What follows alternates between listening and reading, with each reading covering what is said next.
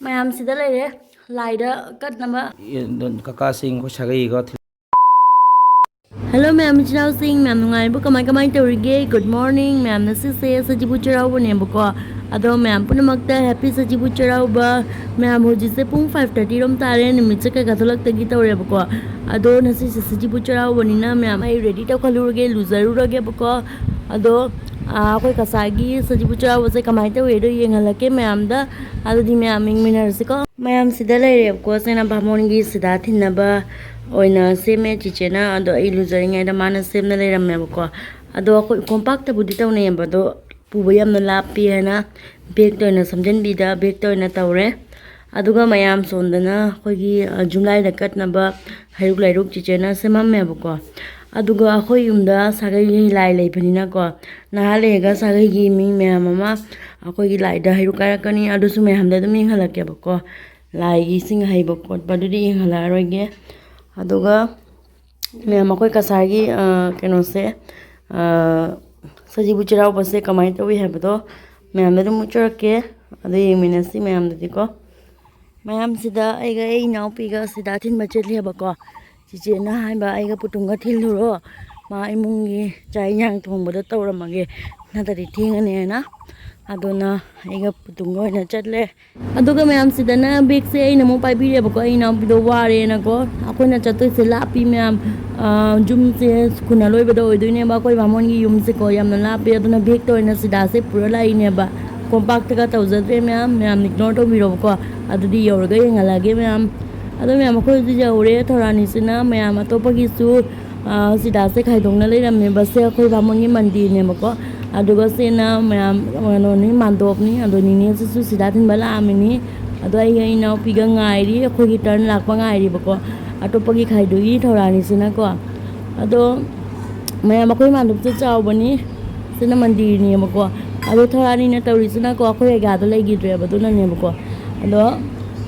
aina sida post tawjari ba ina piga ngai boina do chuni se dum nanda na le mayam pink kharam ga damani ado me akoi gi finally akoi turn lae akoi beki sida do khaidoi thorani na ase khaidok pa lorga akoi yum da handro bane bako yamna su kuina le ta ba ya de kai na di hinjan ke ka thong do ina mayam ado mayam akoi uji halle hinjana pisokara hapire abako sajibugi ado akoi uji hallani mayam yum yoroga mu lage ko thoe uji akoi yum halli mayam yum gi thoga nhiều re yum nhiều re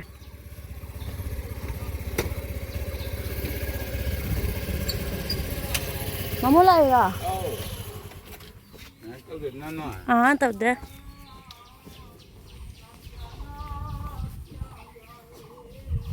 Nhà miêu nhiều đấy.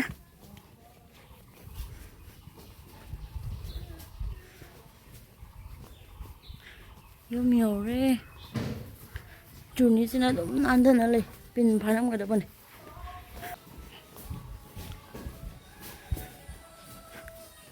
Nhà mà khôi hiểu đấy.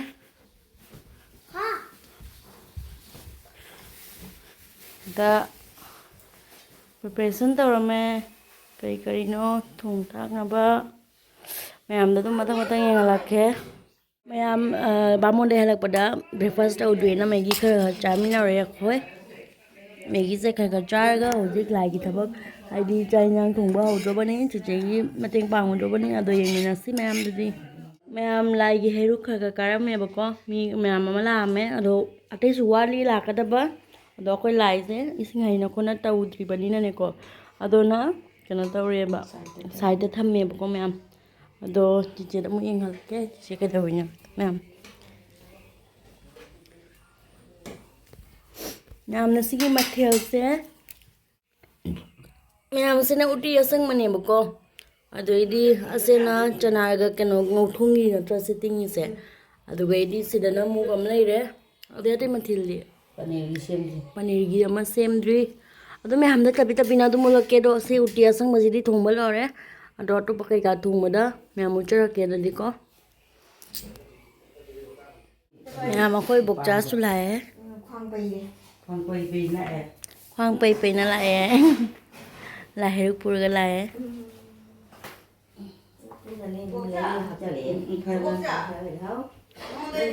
Segala regi yang ba sakti ba.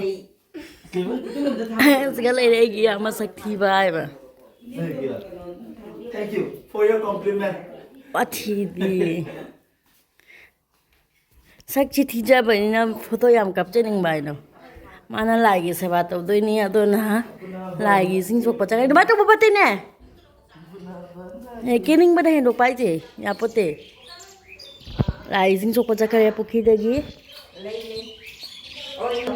Bốc cha video tàu nó nôm lệ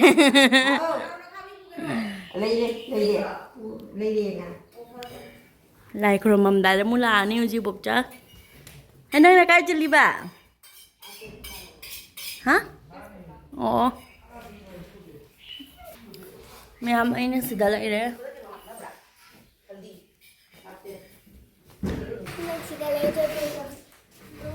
ok chị nó xịt lại đấy hai tờ rom ta Happy Sajibu cheirouba hai Happy Sajibu cheirouba.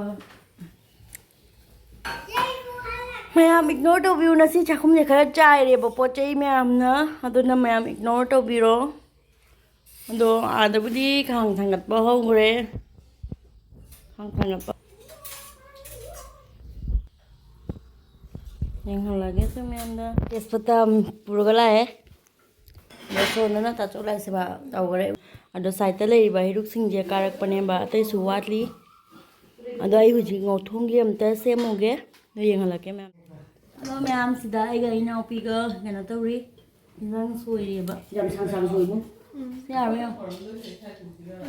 ta ku mo ja no su ba ya ba ha ja ta ku mo ja no su ba ya da ma chưa ngoài ai gi wa ni khut na je ba je ngoài je ba ta ku mo ja no tu je de ba sok to lo bona lo ba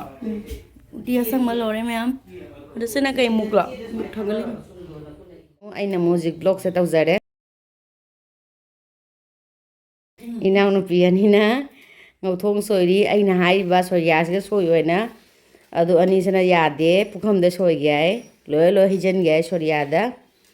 adu ani sina soi jari mayam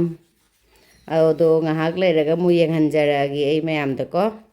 ai suji amta hawai thangat khare adu uchara ke mayam da ngatang le raga mu ngatang le minaram si mayam cái hai đứa nó khăng đi am và ngang dưới đi nè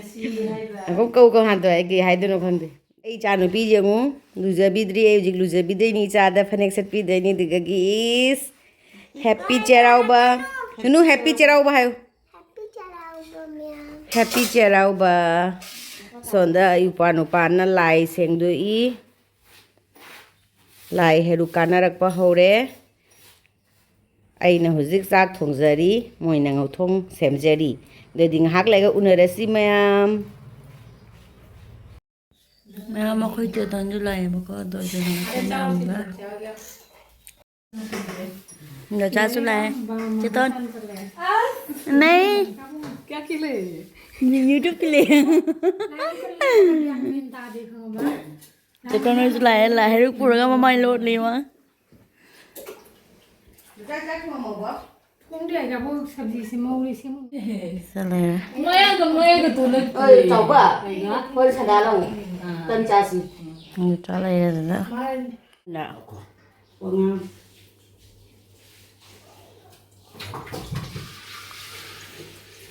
lai sing ai rồi ma'am do choi lai kon lai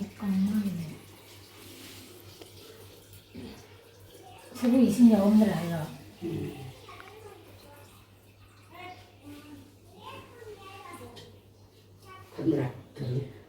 rồi cái số rồi là rau thì thêm rồi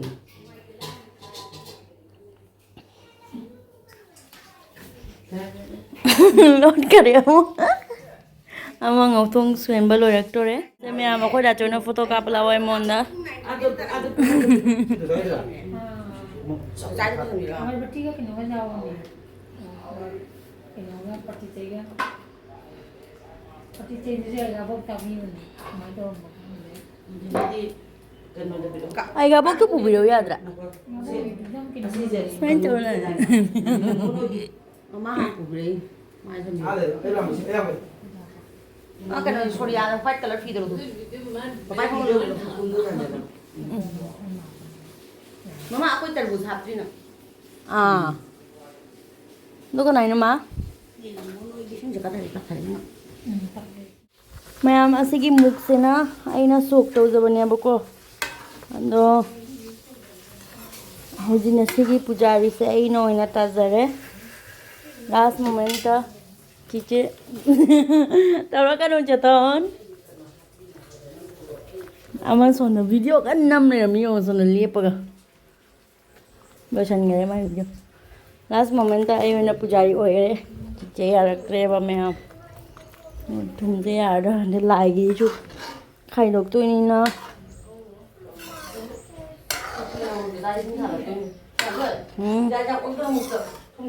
thùng đồ thác cái này bảo quả không có máy đây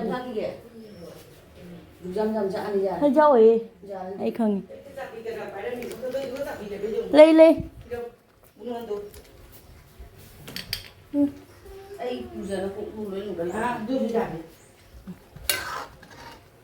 야돼 अदो मैं हम सीधा टाचो लाई सुन बको तो पलो करे बको मा लाई खोरमे उजी दो माने इसे थारम नै ना वॉइस ओवर न तौरे बा मा इसे कन थारम बा मतंग चाल ना खंगा बा अदोगा मैं असिदा ना पापा सु खोरमे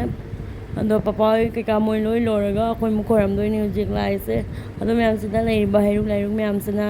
हरेन चाक तो गा को बारही चाक तो गा अखोय फोला के का तो लगा जेन दोय नि मैं हम दा को अदो पापा जी सिगा कितंग प्रॉब्लम ओरे मामा कोंग जे ना कोंजन गने मा तिंग पापा कोम कितंग वाय बा हन रक पे को अदोने अदो मैं हम जी अखोय लाई खोरमनी लाई खोरमल लगा चिकचारनी चिकचारगा अखोय सगी हैरु मैं हम से अखोय जितना भी अखोय सागै ना हकलक बा हैरु के का दो लोय अको मखोय उंजी जेन दोय नि मैं हम दा हैरु कायरगा को अदुगा फोला तोला कोलगा मैं हम दा जेन दोय नि बा अदो सिदाना दोचा लाई खोरमी दोचा है मैं मखोय पापागी मागी हेक मनाव नुपागी नुपी ने बको अखोय हेक दोचानी मोइसु सजिबुगी लाई है बको अदो मा लाई खोरमी मा लोरेगा उजिक अखोय चतोन मुखरमनी जतोन मुखरम दगी तौरेबा चतोना हिसु और चाइ मचा नुपी ने बको आइगोने हल्लेबा अदोना चतोन कौरे ममांग द याउ ज माने मागी ब्लॉग द याउद्री को सनाहन बोय दने बको अदो से लेरे चतोन अदो लगा इ मुखरमनी मैं मोने नमन दोने बको अदो ब्लॉग से नक्सै ताचौना नम्बिरमी हो जिमी लेते ताचौ लेते बरि ताचौ थोखरेबा अदोना चतोन दोने नमन दोनी इ मुखरम दोनी मैं ni la ju cham da su sai da ki pura mu to da su Ni yang muli. le ma piram me sai pura ma me mu tak la tak la lai ka na to ni pura mu Bibi di. ma tak ko mon bu pura mu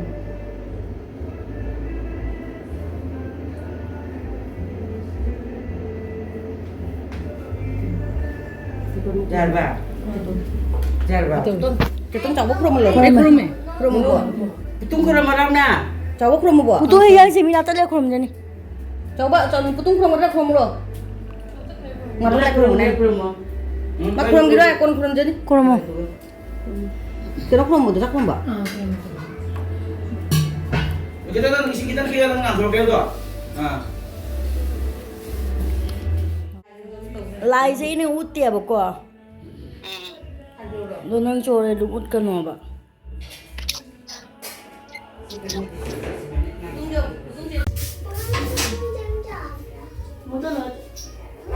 제 짜이 실로 좀 갖다 놓네. 유.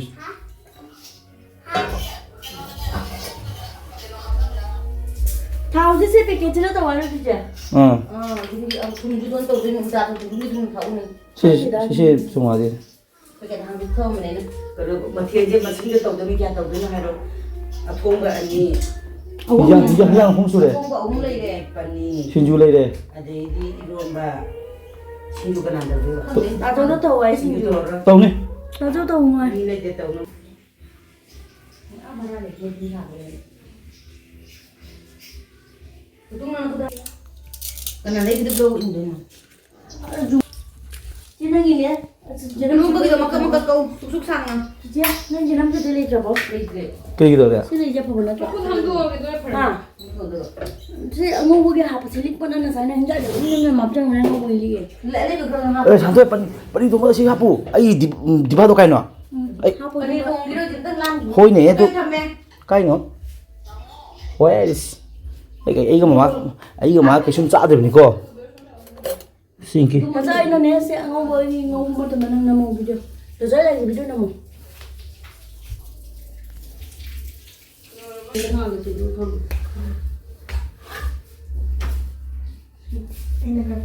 ꯃꯩꯈꯦꯠ ꯌꯥꯎꯕ꯭ꯔꯣ? ꯑꯗꯨꯅ ꯕꯥꯎ ꯃꯩꯈꯦꯠ ꯄꯤꯌꯨ ꯆꯥꯒ. ꯆꯩꯔꯥꯎꯕ ꯍꯥꯏꯔꯣꯅꯦ ꯍꯥꯏꯔꯣꯅꯦ ꯅꯤꯔꯞ ꯑꯆꯧꯗ ꯍꯥꯏꯔꯣ ꯁꯤꯁꯦ ꯉꯝꯃꯣꯅꯦ happy Cheiraoba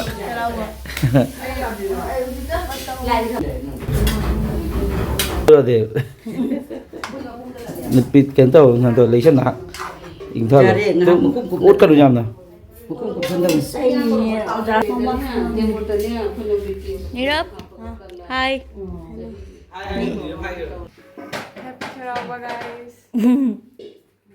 Nachai lai khom lai, se lai nau pa Nirab, lai khom lai ni. Nyam ai angau bu se lai re, ta chung na nam mi video do oi dira ge ta ho tre. Te khang se kha pik pe ne ba. Na se ai video phajan number ngamdre. Pujari se ai na oi ra bani na. Mana ta chung na nam mi do wa singang de la.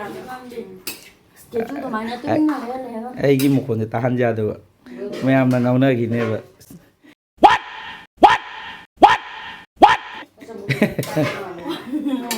ꯃꯈꯣꯟꯁꯦ ꯋꯥꯎ ꯆꯠꯈ꯭ꯔꯦ ꯑꯩ ꯀꯩ ꯉꯥꯡꯕꯅꯣ ꯈꯪꯗꯦ ꯀꯔꯤ ꯉꯥꯡꯕꯅꯣ ꯏꯃꯥ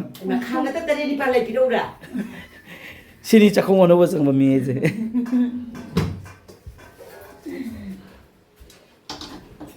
ꯃꯩꯗꯣ ꯍꯧꯒꯠꯂꯒꯅꯤꯅ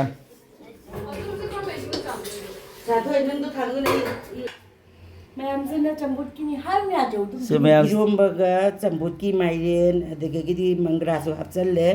ꯄꯨꯟꯅ ꯀꯥꯝꯍꯜꯂꯅꯤ ꯌꯥꯔꯦ ꯍꯧꯖꯤꯛ ꯁꯦ ꯃꯦꯟ ꯁꯦꯞ ꯆꯪꯈ꯭ꯔꯦ ꯃꯦꯟ ꯁꯦꯞ ꯊꯥꯡꯒꯠꯈ꯭ꯔꯦ ꯀꯀꯥ ꯂꯥꯏ ꯈꯨꯔꯨꯝꯕ ꯂꯩ ꯖꯅꯝ ꯈꯔ ꯍꯦꯛꯄ ꯆꯠꯀꯦ ꯄꯅꯤꯔꯒꯤ ꯖꯅꯝ ꯋꯥꯠꯂꯦ ꯑꯗꯣ ꯈꯣꯟꯁꯦ ꯀꯩꯅꯣꯅꯤ ꯀꯥꯏꯗꯩꯅꯣ ꯍꯦꯛꯇꯣꯏꯁꯦ ꯑꯃ ꯍꯦꯛꯇ ꯃꯐꯝꯗꯩ ꯍꯦꯛꯑ ꯌꯥꯔꯦ ꯀꯩꯗꯧꯔꯒꯦ ꯅꯠꯇ꯭ꯔꯣ ꯖꯅꯝꯅꯤ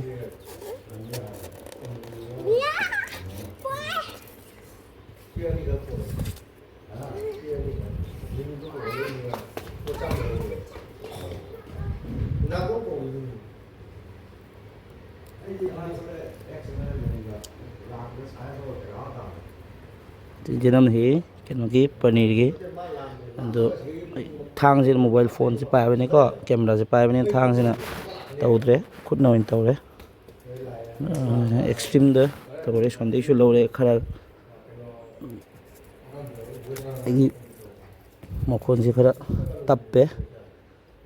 ꯑꯗꯨ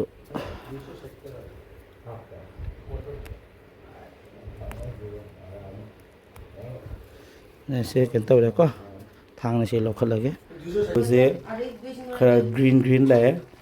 ꯑꯩ ꯍꯜꯗꯤ ꯍꯥꯞꯈ꯭ꯔ ꯃꯥꯜꯂꯦ ꯑꯗꯣ ꯈꯔ ꯀꯩꯅꯣꯗ ꯂꯥꯛꯇꯣꯔꯦꯕ ꯑꯩꯈꯣꯏꯒꯤ ꯑꯁꯣꯝꯗꯤ ꯗꯤꯕꯥꯁꯦ ꯂꯩꯇ꯭ꯔꯕꯣ ꯀꯩꯅꯣ ꯈꯪꯗꯦ ꯑꯠꯆꯥ ꯑꯠꯆꯥ ꯑꯗꯣ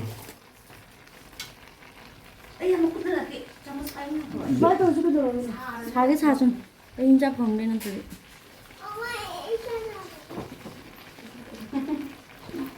ꯃꯣꯔꯣꯛ ꯍꯥꯞꯈ꯭ꯔꯦ ꯑꯩꯈꯣꯏ ꯁꯦꯞꯁꯤꯒꯤ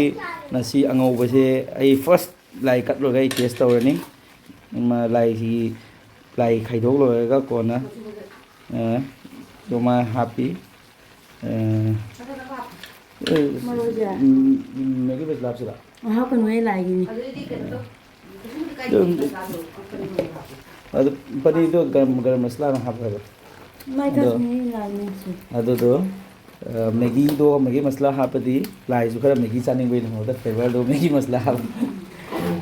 ꯃꯣꯗꯔꯟ ꯂꯥꯏ ꯑꯣꯏꯍꯟꯒꯦ ꯇꯧꯕꯅꯤꯗ ꯑꯩ ꯍꯥꯏꯅꯤꯡꯕꯁꯦ ꯑꯗꯨꯅꯤ ꯃꯌꯥꯝꯗ ꯑꯗꯣ ꯃꯌꯥꯝꯁꯨ ꯍꯥꯞꯄꯤꯕ ꯌꯥꯅꯤ ꯃꯣꯗꯔꯟ ꯂꯥꯏ ꯍꯧꯖꯤꯛꯀꯥꯟꯗꯤ ꯃꯣꯗꯔꯟ ꯀꯩꯅꯣ ꯗꯤꯖꯤꯇꯦꯂꯥꯏꯁ ꯑꯣꯏꯔꯕꯅꯤꯅ ꯃꯥꯁꯨ ꯈꯔ ꯃꯦꯒꯤꯗꯣ ꯆꯥꯔꯒ ꯀꯩꯅꯣ ꯇꯧꯅꯕꯒꯤ ꯑꯩꯈꯣꯏ ꯗꯤꯖꯤꯇꯦꯜ ꯑꯣꯏꯅꯕꯒꯤ ꯆꯥꯎꯈꯠꯅꯕꯒꯤ ꯂꯥꯏ ꯈꯗꯣ ꯖꯤꯟ ꯄꯦꯟ ꯁꯦꯠꯂꯛꯇꯣꯏꯅꯤ ꯁꯣꯔꯠ ꯏꯆꯟꯅꯨꯄꯤꯅꯤ ꯂꯥꯏ ꯈꯨꯔꯝꯃꯤ ꯀꯀꯥꯒꯤ ꯃꯆꯥꯅꯨꯄꯤ ꯑꯅꯤꯃꯛꯁꯤ ꯑꯃꯅ ꯗꯤꯄꯥꯂꯤ ꯑꯃꯅ ꯗꯤꯄꯤꯀꯥ ꯂꯥꯏ ꯀꯟꯁꯦꯟꯇ꯭ꯔꯦꯠꯇ ꯂꯥꯏ ꯈꯨꯔꯝꯃꯤ ꯑꯉꯥꯡ ꯑꯅꯤꯁꯦ ꯃꯦꯇ꯭ꯔꯤꯛ ꯐꯖꯅ ꯄꯥꯁ ꯇꯧꯕꯒꯤ ꯈꯨꯔꯝꯃꯤꯅꯤ ꯌꯦꯡꯒꯦ ꯁꯤ ꯌꯦꯡꯒꯦ ꯍꯥꯏꯗꯧꯔꯣ ꯑయ్ꯌꯥ अरे मी लुजरा लापता ꯑꯩ ꯃꯥ ꯂꯨꯖꯔ ꯂꯥꯛꯄꯗ ꯉꯥꯏꯔꯤ ꯗꯤꯄꯨꯂꯤ ꯅꯪꯗꯤ ꯅꯪ ꯗꯤꯄꯨꯂꯤ ꯅꯠꯇꯦ ꯃꯁꯛꯀꯁꯤ एकदम स्टाइलिश तो लाई दीपुली काही काही मध्ये kena jam tidak mati mukoma motor utiama dari panjama जी कैमरा दे जी दिजो दीपुली दीपिका है चने बोरो दीदी से बोरो से न छुट्टो हमरा दिसी बोरो हाइबे जाय से छुट्टो हाइबे जाय हाइनिंग हाइबे जाय ताजो ना हिला रबो आई सिले स्माइल लोगे मसले नद्रा ay malag labi to nang hai kai hai ningi ha nang kai hai ningi mayam de sajibu bis toro gamoy ha tarmo ꯃꯈꯣꯏꯒꯤ ꯄꯤꯇ꯭ꯔꯨꯁꯨ ꯂꯥꯏ ꯈꯣꯏꯔꯝꯃꯤ ꯃꯥ ꯂꯨꯖꯕ ꯂꯣꯏꯔꯦ ꯃꯥꯅ ꯄꯨꯔꯥ ꯂꯥꯁ ꯑꯣꯏꯔꯦ ꯑꯉꯥꯡꯅꯤꯅ ꯈꯔ ꯊꯦꯡꯅ ꯂꯨꯖꯕꯤꯔꯦꯕꯀꯣ ꯆꯤꯆꯦꯅ ꯑꯗꯣ ꯑꯩꯗꯤ ꯆꯥꯛꯈꯨꯝ ꯆꯪꯕꯗ ꯚꯤꯗꯤꯑꯣ ꯅꯝꯕꯒ ꯁꯪꯗ꯭ꯔꯦ ꯃꯌꯥꯝ ꯀꯌꯥ ꯐꯖꯅ ꯈꯣꯏꯔꯝꯃꯤꯅꯣ ꯌꯦꯡꯉꯨꯅꯦ ꯀꯔꯤꯕꯨ ꯀꯔꯤ ꯅꯤꯡꯉꯤꯕ ꯌꯥꯔꯦ ꯌꯥꯔꯦ ꯏꯕꯦꯝꯃ ꯃꯩ ꯕꯤꯃ चले मिस्टर किरण कुमार जे माता वाली है वाली जे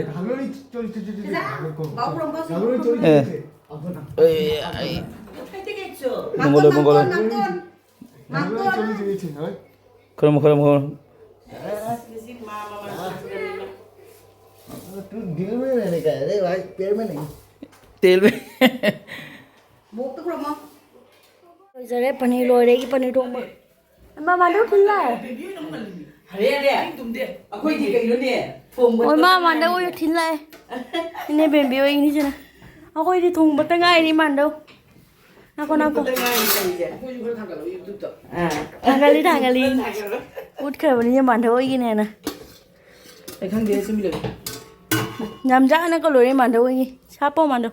ꯍꯥꯞꯇꯣꯏꯗ ꯅꯨꯡꯉꯥꯏꯇ꯭ꯔꯤꯕ ꯂꯥꯛꯑꯕ ꯍꯦꯛꯅꯤ ꯍꯥꯏꯗꯦꯅ ꯉꯔꯥꯡ ꯉꯥꯡꯍꯧꯔꯦ ꯃꯣꯟꯗ ꯇꯥ ꯂꯥꯛ ꯍꯦꯛꯑꯦꯅ ꯅꯪ ꯅꯣꯏ ꯉꯥꯡꯉꯣꯝꯗ ꯂꯥꯛ ꯂꯩꯇ꯭ꯔꯕ ꯍꯥꯏ ꯑꯩꯈꯣꯏꯁꯨ ꯂꯣꯏꯔꯒ ꯊꯤꯟꯕ ꯆꯠꯇꯣꯏꯅꯤ ꯃꯥꯟꯗꯧ ꯍꯣꯏꯗ ꯁꯤ ꯃꯥꯟꯗꯧ ꯍꯣꯏꯒꯤ ꯃꯊꯦꯜꯅꯤꯁꯦ ꯁꯤꯅ ꯅꯤꯅꯦ ꯍꯣꯏꯒꯤ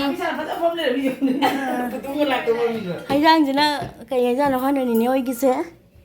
ꯄꯤꯔꯝꯃꯤꯅꯤ ꯉꯁꯥꯏ ꯀꯅꯥꯅꯣ ꯐꯣꯟ ꯂꯩꯇ ꯌꯦꯡꯉꯨꯅꯦ ꯐꯣꯟ ꯂꯩꯗꯣ ꯀꯅꯥꯅꯣ ꯌꯦꯡꯉꯨꯅꯦ ꯑꯩ ꯃꯌꯥꯝ ꯁꯤꯗ ꯂꯩꯔꯦ ꯁꯤꯅ ꯑꯩꯅ ꯊꯣꯡꯕ ꯄꯅꯤꯔꯗꯣ ꯂꯣꯏꯖꯔꯦ ꯑꯗꯨꯒ ꯑꯩꯗꯤ ꯁꯤꯅ ꯉꯁꯥꯏꯒꯤ ꯉꯧꯊꯣꯡꯗꯣ ꯁꯤꯗ ꯂꯩꯔꯦ ꯂꯣꯏꯔꯦ ꯍꯩꯖꯥꯡ ꯃꯊꯦꯜ ꯑꯅꯤꯁꯨ ꯁꯤꯗ ꯀꯨꯞ ꯀꯨꯞꯅ ꯊꯝꯃꯦ ꯍꯥꯡꯗꯣꯛꯑꯦ ꯁꯤꯅ ꯑꯩꯅ ꯊꯣꯡꯕ ꯃꯨꯛꯇꯣ ꯂꯩꯔꯦ ꯑꯗꯩꯗꯤ ꯁꯤꯅ ꯎꯇꯤ ꯑꯁꯪꯕ ꯂꯩꯔꯦ ꯉꯧꯊꯣꯡ ꯎꯠꯈ꯭ꯔꯦ ꯁꯤꯅ ꯄꯅꯤꯔ ꯀꯨꯞꯁꯜꯂꯒꯦ ꯃꯌꯥꯝ ꯂꯣꯏꯔꯦ ꯑꯩꯈꯣꯏꯁꯨ ꯂꯣꯏꯔꯅꯤ ꯃꯃꯥꯅ ꯁꯤꯗ ꯇꯟ ꯇꯛꯏ ꯂꯥꯏꯗ ꯀꯠꯇꯕ ꯆꯥꯛ ꯊꯥꯒꯠꯈ꯭ꯔꯦ ꯑꯥꯗ ꯑꯗꯩꯗꯤ ꯁꯤꯅ ꯑꯈꯥꯕ ꯉꯧꯅꯕ ꯇꯟ ꯍꯧꯒꯦ ꯇꯧꯅꯤ ꯉꯧꯔꯣꯏꯗ꯭ꯔꯣ ꯑꯈꯥꯕ ꯅꯪ ꯄꯄꯥꯏ ꯂꯨꯈꯨꯝꯗ ꯂꯩꯍꯧꯕꯅꯤ ꯑꯈꯥꯕ ꯉꯧꯔꯣꯏꯗ꯭ꯔꯣ ꯑꯊꯥꯕ ꯀꯣꯟꯅ ꯃꯍꯤ ꯃꯅꯥꯏꯗꯨꯅ ꯀꯣꯟꯅ ꯉꯧꯗꯣꯏꯅꯤ ꯍꯥꯟꯅ ꯑꯣ ꯉꯧꯗꯤ ꯈꯥꯔꯅꯤ ꯃꯌꯥꯝꯁꯦ ꯆꯥꯛ ꯊꯥꯒꯠꯂꯤꯅꯦꯕꯀꯣ ꯑꯗꯣ ꯃꯌꯥꯝ ꯄꯞ ꯇꯧꯔꯒꯦ ꯃꯌꯥꯝ ꯄꯨꯟꯅ ꯍꯤꯟꯖꯥꯡ ꯊꯤꯟꯅꯔꯦ ꯑꯩꯈꯣꯏ ꯀꯣꯟꯅ ꯑꯃꯨꯛ ꯌꯦꯡꯍꯜꯂꯒꯦ ꯃꯌꯥꯝꯗꯗꯤ ꯏꯅꯥꯎꯄꯤ ꯂꯥꯏ ꯈꯨꯔꯨꯝꯕ ꯂꯥꯛꯏ ꯗꯣꯆꯥꯁꯨ ꯂꯣꯏꯅꯅ ꯁꯤꯗ ꯌꯦꯡꯉꯣ ꯀꯌꯥꯝ ꯐꯖꯅ ꯂꯥꯏ ꯈꯨꯔꯨꯝꯃꯤꯅꯣ ꯂꯥꯏ ꯅꯤꯡꯉꯤ ꯃꯥ ꯀꯟꯅ इसिता हाइट कर दो हाइट रमो okay Simu thilame sena Rosni chatono gini amko nilamna thilamini se mathel je ado idi asena mandhawoi gi ni se tengotsena sena nine bemoi gi se mandhawoi gi ni se myamsena se nilamoi gi atuka sena dochawoi gi docha binita oi gi ni sena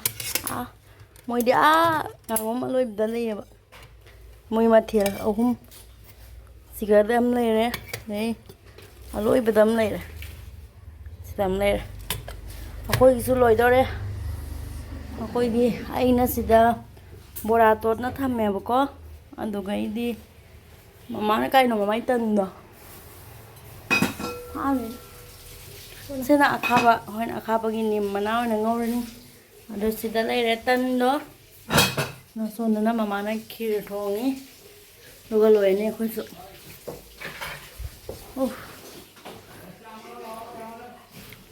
Mẹ làm nó lồ này bố chả không được cái tôi làm vật gì lagi mathel din malai kakak semua jela apa kakak sama dia dek, aku tu hak ni, tu bala banyak. Yang mana ni? ai khai được cái gì Tengok lu. nam sita lấy đấy đi bị cái mathel này Tengok. Iya. cái đấy ako gì cái nó lồ này bố cái chắc không thể bốc đi lôi rồi mà nó kia rồi hầu rồi bố ಅದು go like chắc tharo ni ando me ando ni hala ke boko ando wa bune slow re ando ni me am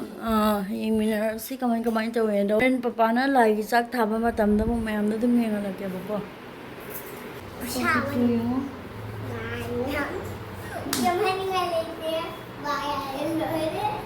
cây mà thì nó thật sự me am ni na ta le ga mu na ke ko đây là đấy lại đó cất nằm á bà nào chỉ lại đó tháo cho bà ní đó là gì cả lại đó bà cái niệm bà ai cũng chỉ hết thầm mấy cái khui chân đấy lại gì phải chạy đi lại gì bà nó lại đó tháo vào đó video mà tiếc mà nằm ra cái em đi đó tháo đuôi nè bà đâu cái không bắt chạp nữa chặt lúa tầm mà chứ mà nó ra sao cho con mèo hơi khi điểm bập ôi mày không bắt chạp nữa coi không đâu nên cái đạp không cái ngồi tỏa ăn lại amu nó mà nó ra vào đi đó amu nó mà nó ra rồi mà bị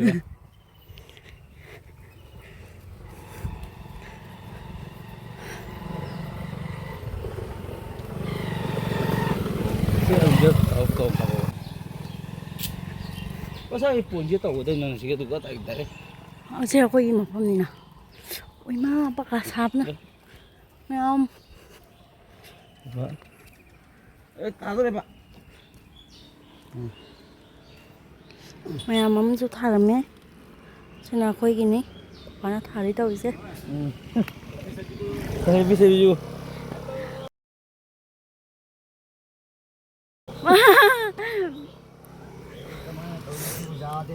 cái đó nào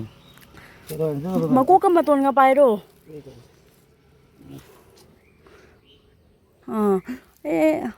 la ra cái nó tao rồi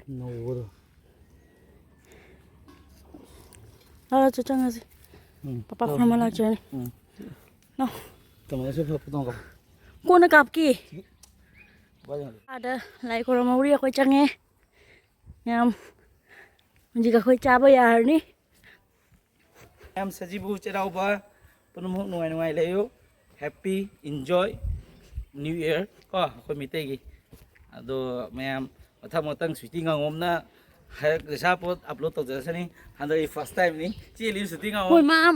không bắt chạp mà nó rồi ado ni bye bye ma'am không bắt chạp mà nó rồi em nó mà thế nó giúp như là kẹp con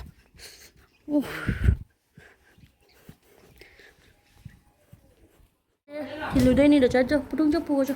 đi bị cái đấy piu đây nè cho đang lo phu không nó phu lâu phu đâu oi zik chakcha do ko sweetie in absence da in tawre ꯃꯥ ꯍꯤꯟꯖꯥꯡ ꯃꯣꯏ ꯑꯩꯈꯣꯏ ꯀꯀꯥꯁꯤꯡꯗꯤ ꯌꯨꯝꯗ ꯆꯠꯈꯤꯀꯣ ꯑꯩꯈꯣꯏ ꯁꯥꯒꯩ ꯀꯀꯥꯁꯤꯡꯁꯤꯗꯀꯣ ꯁꯤ papa ꯆꯥꯗꯤ ꯇꯧꯔꯤ ꯁꯤ ꯑꯩꯒꯤ ꯁꯤꯅ ꯑꯩꯈꯣꯏ ꯗꯣꯆꯥ ꯍꯣꯏꯅ ꯊꯤꯜꯂꯛꯏꯅꯤ ꯍꯦꯛ ꯈꯤꯔ ꯑꯁꯤꯅ ꯑꯥꯏ ꯊꯤꯡ ꯑꯁꯤꯅ ꯀꯩꯅꯣ ꯎꯇꯤ ꯃꯥꯜꯂꯤ ꯃꯣꯁ ꯄ꯭ꯔꯣꯕꯦꯕ꯭ꯂꯤ ꯎꯇꯤ ꯃꯥꯜꯂꯤ ꯌꯦꯁ ꯑꯦꯟ ꯀꯦꯁꯤꯅ ꯑꯃꯨꯛ ꯊꯣꯡꯕꯅꯤꯀꯣ ꯁꯤꯅ ꯑꯩꯈꯣꯏꯅ ꯄꯄꯥ ꯃꯃꯥꯗ ꯁꯔꯞ ꯇꯧꯔꯤ ꯑꯩ ꯏꯁꯤꯡ ꯁꯤ ꯁꯔꯞ ꯇꯧꯋꯤ ꯈꯪꯕ ꯄ ꯍꯥꯎꯕ꯭ꯔꯥ ꯆꯣ ꯃꯁꯤꯅ ꯆꯂꯣ ꯆꯂꯣ ꯄꯄꯥ ꯆꯥꯔꯤ ꯌꯥꯝ ꯑꯩꯈꯣꯏ ꯌꯥꯝꯗꯤ ꯌꯥꯝꯗ꯭ꯔꯦ 11 ꯈꯛ ꯑꯥꯏꯇꯦꯝ ꯑꯣꯏꯔꯦ ꯄꯨꯂꯞ ꯀꯦꯜꯀꯨꯂꯦꯁꯟ ꯇꯧꯔꯒꯀꯣ ꯑꯗꯨꯒꯤꯁꯤ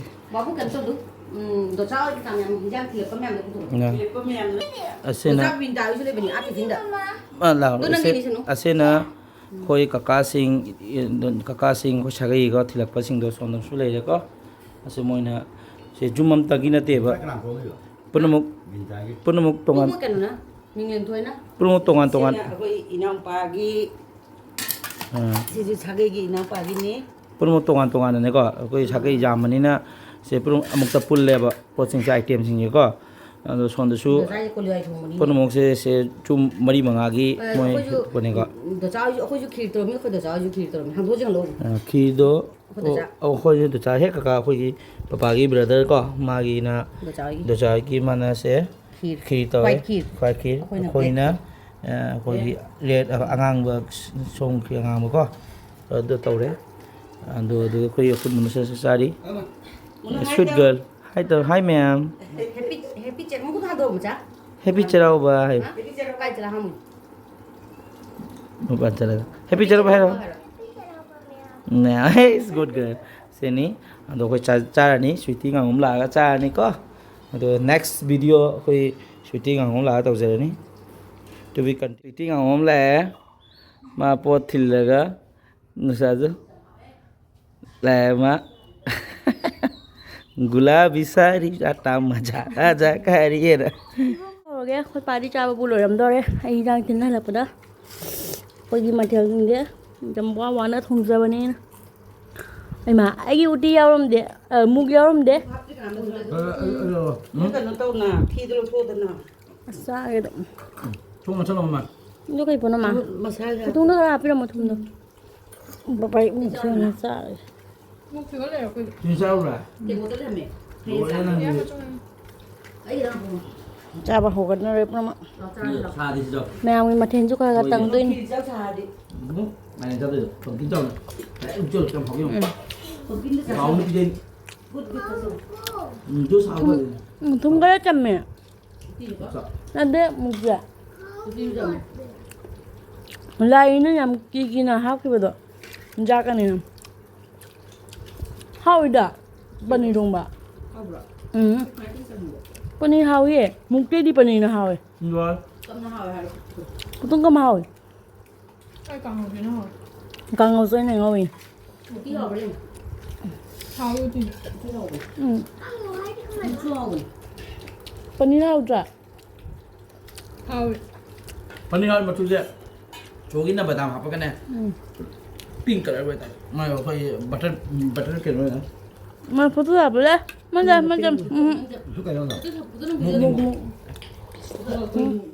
ꯃꯌꯥꯝ ꯑꯩ ꯆꯥꯛ ꯆꯥꯕ ꯂꯣꯏꯔꯦ ꯄꯨꯝꯅꯃꯛꯁꯨ ꯂꯣꯏꯅꯔꯦ ꯆꯥꯛ ꯆꯥꯕ ꯆꯥꯛ ꯍꯥꯎꯔꯝꯕ꯭ꯔꯥ ꯊꯣꯡꯕ 이승부 angоba matau mandana angоba yam harome ꯊꯨꯝ ꯈꯔ ꯆꯝꯃꯦ thum ai chap chai thum de ai chap chai morok jam je ai thum jam cha bai rang de masla jam de but kano se ai na pamba boil adu gi khogi kano to sinju and songongkri mama to ngi songongkri ai ambu tan cha gan de but song for the list ko ti ga tan ga combination jam phaja ga combination ꯑꯩ ꯉꯁꯥꯏ ꯍꯥꯏꯗꯨꯗꯤ mai ni combination combination jam phaja ga de adu in the moment dola ga combination agi sinju sa re na pani yaude emptiness ho ga mayam ꯍꯥꯎꯔꯝꯃꯦ ꯑꯗꯣ ꯑꯩꯅ ꯃꯨꯛꯀ ꯄꯅꯤꯔꯒ ꯉꯧꯊꯣꯡꯒ ꯑꯩꯅ ꯇꯧꯖꯕꯅꯤ ꯑꯈꯥꯕ ꯉꯧꯕꯒ ꯑꯗꯣ ngầu tung như thùng cái đất chẳng lưỡi tum trầm mẹ bà quả hào đi nôm hào đây đâu pani hào ấy đi mới đi khang đế thào cái đất nhà mẹ pani sẽ nó khơi bị rủi đi pani trái Panin hau yi, panin hau betul je kok. Panin je, nung, aina like caning dah pakai nama lagi hau nung je, hau nung je, adugi pose lama ni. Aina kita like tu ibarat simple tu pose caning ba. Suang je. mẹ mà sẽ đi hồi đêm sáng đào tân cha bà gì đúng thầm mà ní thì mà thiền xin chế lối cha đi quên là không có là rồi sẽ con làm gì phiền nào mà mi lệ rồi bà chế lối cha rất rồi ai năng ngầu bằng ngầu thua em là hào đi hay đi hào với bố tổ tên ông không đâu em thì makhal ni lah. Panin makan boleh kena? Hah? Nama mẹ em tôi đi nà lên một chơi kìa có mẹ em mấy video xem mà tăng sẽ lo sang giờ kìa chắc cha bà cái cả lối lối à bà qua đi mẹ em lo sẽ là kìa bye bye